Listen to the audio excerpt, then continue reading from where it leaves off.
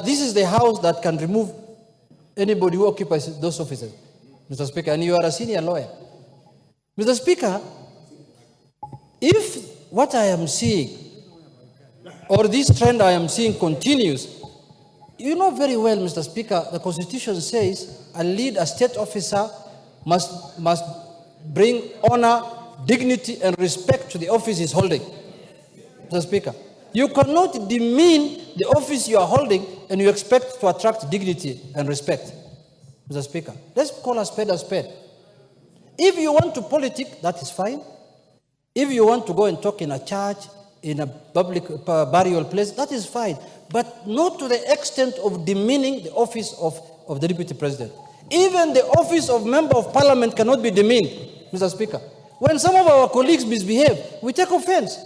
When some of our colleagues here go to burials and behave in a manner that is unbecoming, a manner that a Member of Parliament should not behave, we take offense. We say, no, we talk to them, don't behave that way. As a whip, I guide them in my office. You can't behave like this. I don't know whether the executive has a whip.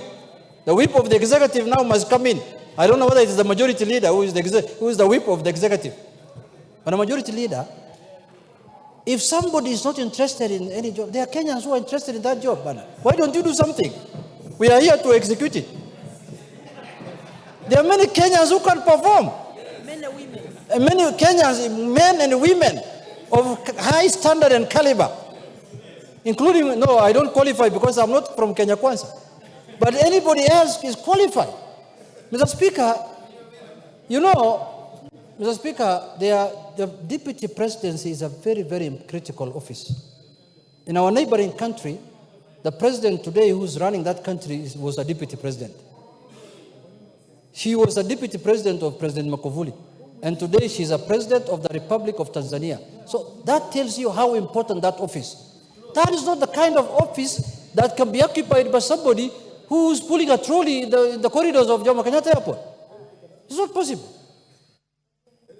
So, Mr. Speaker, why we are talking as a parliament, because it is here that we discuss matters of concern to the people.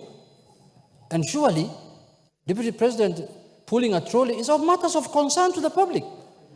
The discussion here is, why did he use the Kenya Airways, the public transport? That is neither here nor there. The issue is pulling a trolley. The issue here is, are we as a country having the presidency, giving the presidency the kind of respect that it deserves, Mr. Speaker? And I'm not absolving blame from anybody. Anybody who has not done his work, he can be held accountable. But, Mr. Speaker, let me conclude by saying this. Mr. Speaker, people take these offices casually. And somebody thinks that if I become a deputy president, I cannot be held accountable by anybody. A member of parliament will hold you accountable. And the Constitution has given him that provision to hold you accountable. Any member of parliament, by the way, it doesn't matter whether you're Kenya Kwanza or Azimio, any member of parliament can hold you accountable for actions and anything that you speak. I don't want to digress because the speaker has told, let's concentrate on the context. But some of the utterances even are wanting. So, Mr. Speaker, personally as a member of parliament, and you know, some of us, we might not have become deputy presidents, or we may not occupy high offices, but now we are senior members of the country, because some of those people, we have served more terms of parliament than them. They know that. I have been in this parliament more than those people. They know themselves. I don't want to mention names. I am now serving the third term, and people came here one term and sijui jua ilitoka wapi kabulika hawa sasa hawa ni namna hiyo tu, na sisi bado tumebaki tu kama kuku hapa ndani ya tao. So, Mr. Speaker, I want to say this, that let us respect the offices we are holding. If you have grievances, deal with your grievances in a manner that befits the office you are holding, and don't bring shame to the country.